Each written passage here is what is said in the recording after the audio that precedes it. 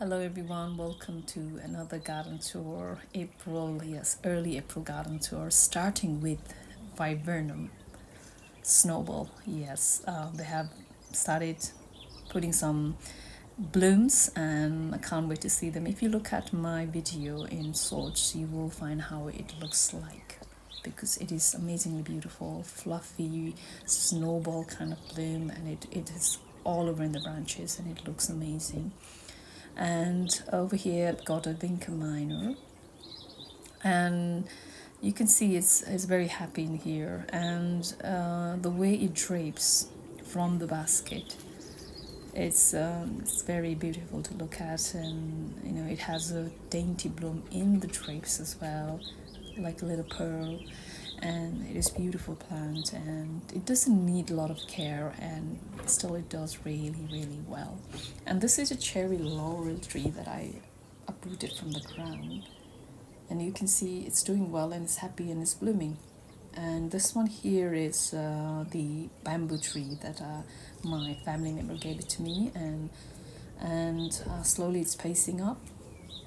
And over here, this is a host garden, new addition to host garden.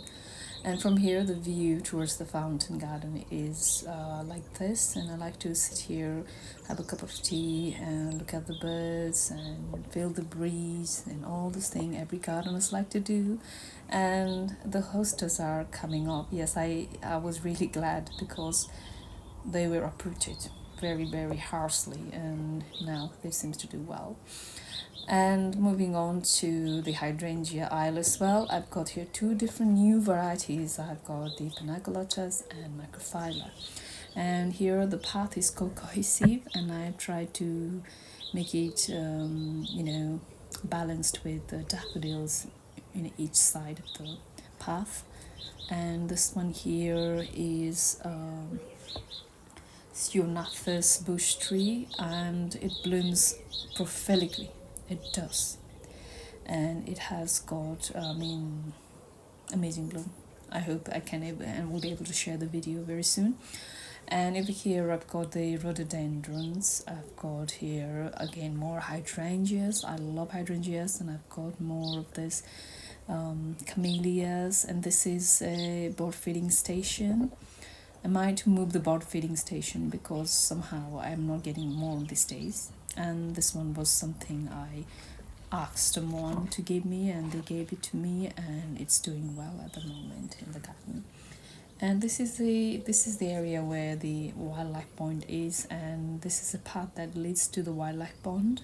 And it doesn't look very wild, it looks more flowery, but you can have both, can you?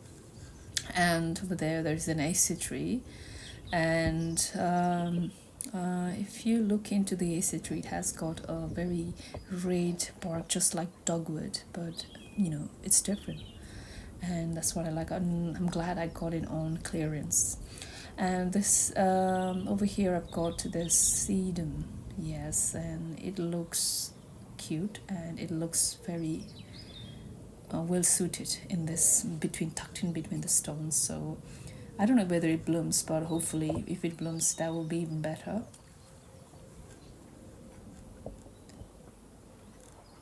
So the tadpoles are doing well. They are doing really well. Okay, and moving on to the pear trees. Yeah, I've got two varieties. One is Biohardy and the other one is Conference. And the blooms in them are actually beautiful, and they're really nice.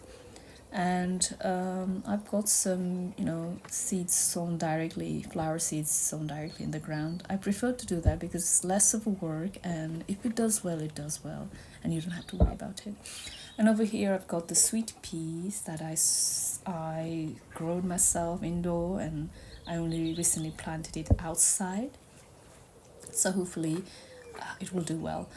And I've got this one is Daphne Perfume Princess, which I protected from the little diggers. Yes, I have to protect them.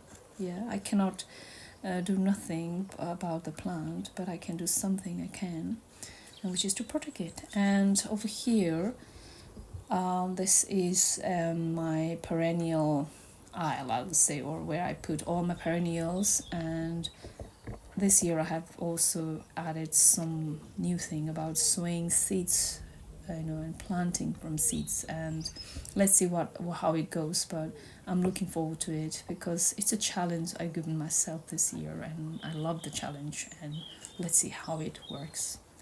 And yes, and the thing was, when I went to a garden visit, I saw a bunny tail doing so well, and I was like, I would love to try one, and I did. And look, it's come out. And this one here is Pulstilla alba, a perennial. This year is doing well. And I've got here another poppy, or oriental poppy, and over here more perennials. And what happens is, when the perennials actually blooms and are in their prime stage, I will make another videos, and hopefully each month I'm able to make videos from my garden and share the experience with you all. And yes, moving on to another fruit trees. Yes, I do have lots of fruit trees in the garden. I've got this one here is I think it's either Molero cherry, or it could be amber heart, or it could be agosha.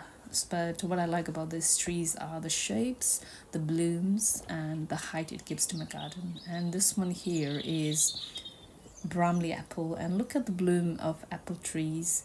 The bloom of apple trees, it somewhat reminds me of a rosebud. It's pink, but when it's open, it's like it's very creamy and white. And this is something beautiful about fruit trees. You can see the blooms, you can see the foliage, and when it comes to winter, you can see the structure. So having a fruit tree in the garden is a exciting thing to happen to anybody, really. So try planting one. It will, you won't regret it, I think. In my experience, not everybody's same.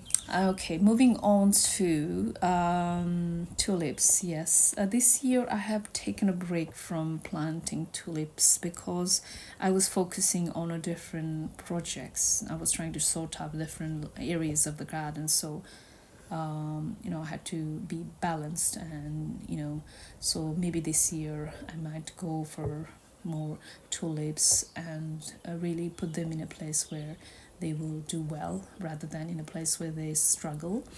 And yes, moving on to the carpet of the house. Yes, every garden needs a carpet, and for me that is the grassland, really. And mine was struggling, so I had to check what was wrong with it, and I found out that there are some like a stone edge underneath the land. So I had to dig them up. So it made a big patch around them. So to cover the patch, I sowed some new grass seeds, and they are slowly pacing up. But let's see what happens. And moving into the tea room, inspired by my visit in Devonshire. When I go traveling, I always do the inspiration tick. And yes, I've decided finally on this 4 corners to put hibiscus, and there are 2 varieties, Duc de Barant and Marina, with a blue bloom. Yes, not blue hibiscus. And over here I've got Clematis Duc de Repel. I bought actually 3 of them together. They were on offer, so I've got them climbing around in 3 areas, and one area has wisteria. So yes, you can imagine the I don't know, the chaos or the extravagant in this area soon to be, and I can't wait to see it. Yes, the cherry laurels are doing well. And this one, my gazebo bone, I didn't throw it away because I didn't need it any longer, but I used the bone to reuse them, really. To me, reusing whatever you have is better than buying new stuff. So you can see this is the wisteria I planted this year after a long thinking, and I really had to decide because I always wanted wisteria in the garden, but this year, since I had the space, I did it. And now this one is a gooseberry that I had been transplanting many times because of the space and because I was doing many projects at the same time, which is wrong, but I've learned my lesson. And I have sowed some of this beetroots and onions and potatoes in here. And the thing is, I used to, overdo things in the past, over sow things, but this year I'm doing only things that do well. I like this here is beans, and hopefully this year the beans will do well. And this is the heart of the garden for me. And the reason it's the heart of the garden is I've got my composting bin in the middle of this vegetable patch, because composting is a very it's an exciting experience, and it really saves a lot of waste. And over here I've got more rhubarbs, and I replanted them as well, so you can see they're doing well.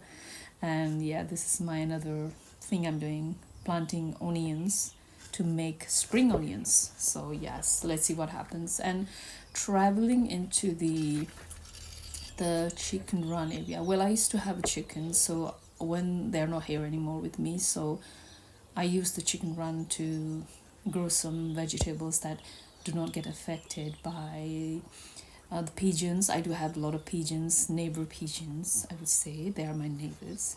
Well, the pigeons, they come, so, so I'm protecting them from them. And this one is elephant garlic that I got from my travel to Isle of Wight.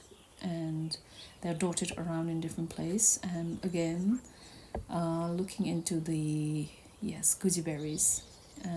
Yes, you can see the bloom is so tiny, and there is a tiny gooseberry growing in there. You can see that. How cute is that? Yes, I've got 2 varieties in here, and also I've sowed some turnips and some kale. This is the tulip I've got from Holland. Yes, I do bring something for the garden every time I travel. And this one is blueberry, and I can't wait to have blueberries from my own garden because they are very good fruits. And yes, moving into the green vegetable patch, I like to grow my own as much as possible, and I do love eating vegetables, and I try to include them in my diet as much as possible. And over here I've got the white currant, and the blooms are so beautiful and dainty, and yes, they look fine at the moment. And I've got here kale. Hopefully they do well, they don't get attacked by the slugs before I get them. And over here I also have more beetroots, I think, and more kale, and maybe broccoli as well. You can see they're coming out, and oops, there we go. You can see some more, and over here looks like they're coming out, and look more, more beetroots. And what happened was, during the winter time, some DIY store was doing half price selling seeds, and I couldn't hold myself, so I got a lot of them, and now I can sow them in a very generous amount. So that is why there is a lot of beetroots in my garden now. Okay, moving into the perennial border.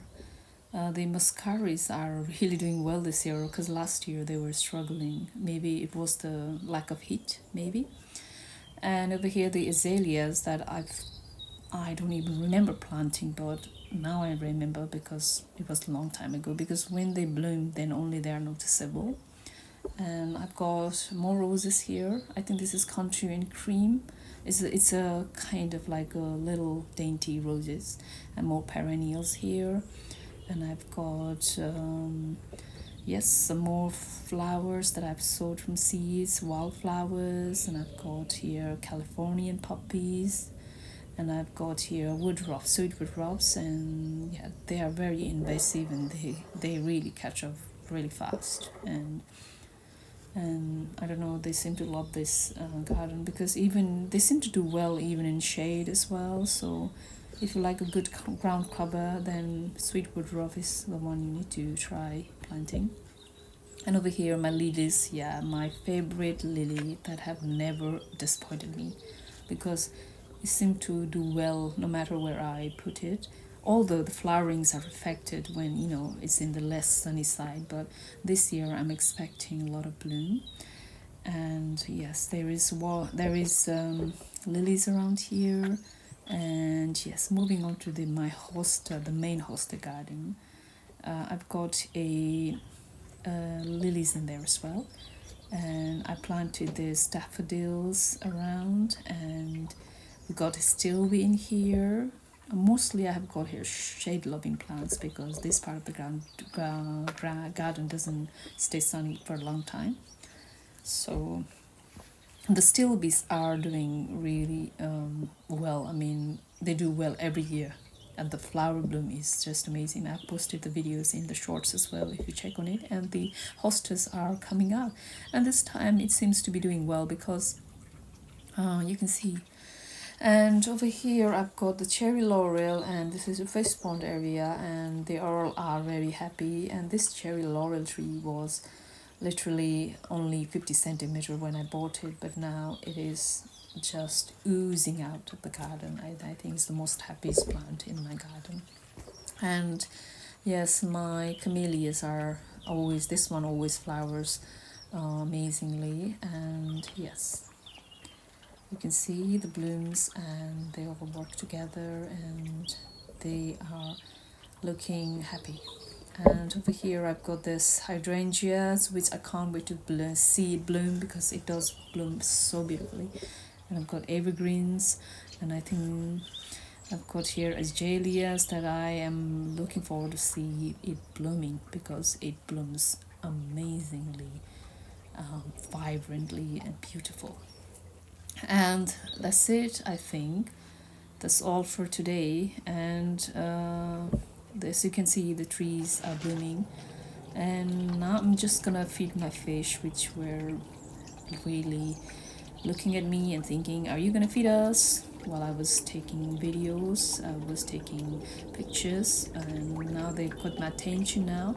And I hope to see you all next time in the videos. And ta-da!